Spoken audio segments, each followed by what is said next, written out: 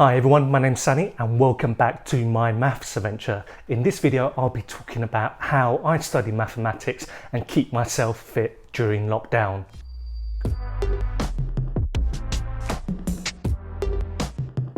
If you're new to my channel, I really appreciate it if you can hit that subscribe button and turn on your notifications.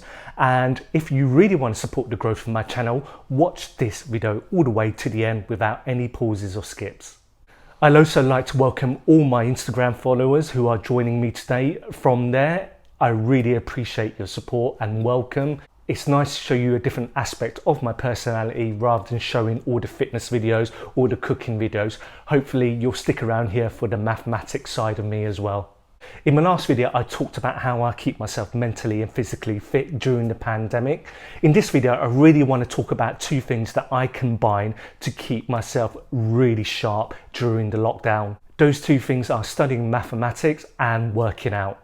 Keeping fit has been an integral part of my life for the last 20 years or so, and that discipline to keep myself healthy has filtered into different aspects of my life also.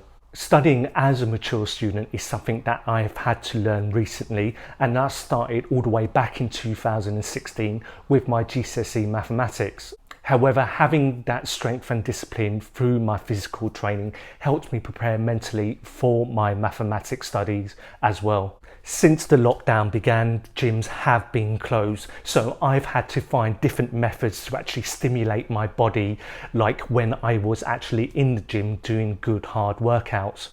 I guess the only way that was going to happen was to find some sort of extreme challenge that I can do. And that extreme challenge was the One Punch Man workout. Now, this challenge originally came from an anime manga series called the One Punch Man workout, and the superhero's name was called Saitama. To gain a huge amount of strength and conditioning, Saitama had to devise a workout routine. Now, he came up with relatively a simple routine which consisted of 100 squats, 100 push-ups, 100 sit-ups, followed by a 10-kilometer run, and he did that every day. Now, I'm not crazy enough to do that every day for roughly about 3 years, which apparently he did that for. However, I did do it for 1 month last year, and if you watch my last videos, you know I did the challenge for 2 months since the lockdown began. Fair warning, if you're unconditioned, don't go straight into doing the challenge because you will injure yourself. In fact, the reason why I had to actually stop after 2 months was because I injured my knees from running 10 kilometers every day. So start gradually. Maybe instead of doing 100 sit-ups, 100 push-ups or 100 squats, you can do perhaps 20 of each and maybe a 2 to 5 kilometer run every day. That way you prepare your body and acclimatize it for future exercise intensity. So please remember, start slow. For me, the Saitama challenge is a great all-round body weight exercise that has been keeping me fit since the lockdown began. Now, I still do body weight exercises regularly, however not every day because of my knee injury. So I've had to replace the 10k running with alternating days or 5k running instead and cycling. So if you want a routine that's going to help your physical fitness in the lockdown, the Saitama challenge is an excellent choice. Now on to the study aspect of this video. Having a productive study session is a really important part of my daily lockdown routine, especially as I'm self-studying the second year of my A-level mathematics. Now, as some of you know, the best way to actually increase your fitness is to increase the amount of reps you do. Theoretically, the more reps you can sustain, the better you become.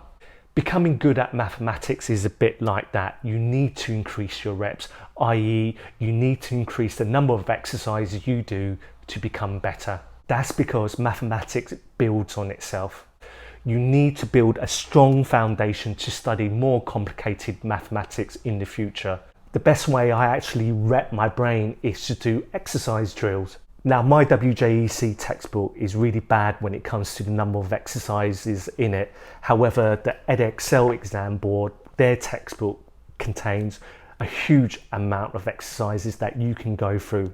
Even though the edXL textbooks contain a lot of exercises and material, I still need to find alternatives when I actually run out. Sometimes I still need to do more exercises to gain more understanding and confidence. Now, the best online resource that I've found is the acclaimed Solomon worksheets by Solomon Press. They are a set of online worksheets that cover the whole of the A-level mathematics specification. Now, what makes the Solomon worksheets a great resource for A-level mathematics students is the sheer number of worksheets and exercises that you can do. Now, take trigonometry for example. Now, there are 9 different worksheets you can do, and within those worksheets there are a variety of exercises.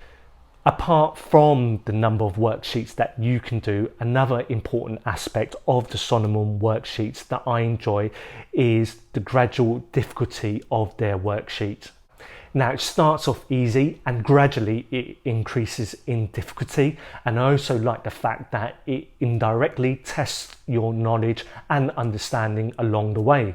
I would definitely recommend the Solomon worksheets as an excellent resource to practice your mathematics skills. For me personally, I would not be where I am today in my mathematics understanding and skills without the Solomon worksheets. Now, one of the challenges that I've had was maintaining a healthy balance between my workouts and studying.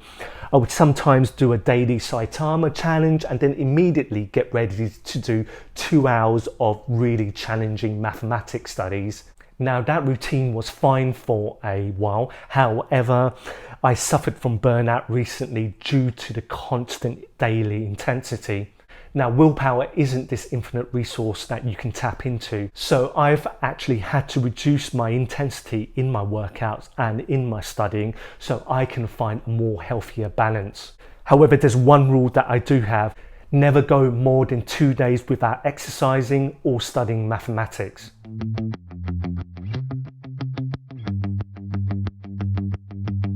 So that's it from me today. I really hope you enjoyed this video. If you did, I really appreciate it if you can give it a thumbs up. And if you haven't already, I really appreciate it if you can subscribe and also turn on your notifications. Thank you for watching. So wherever you are in the world, stay safe, take care, and I'll see you next week.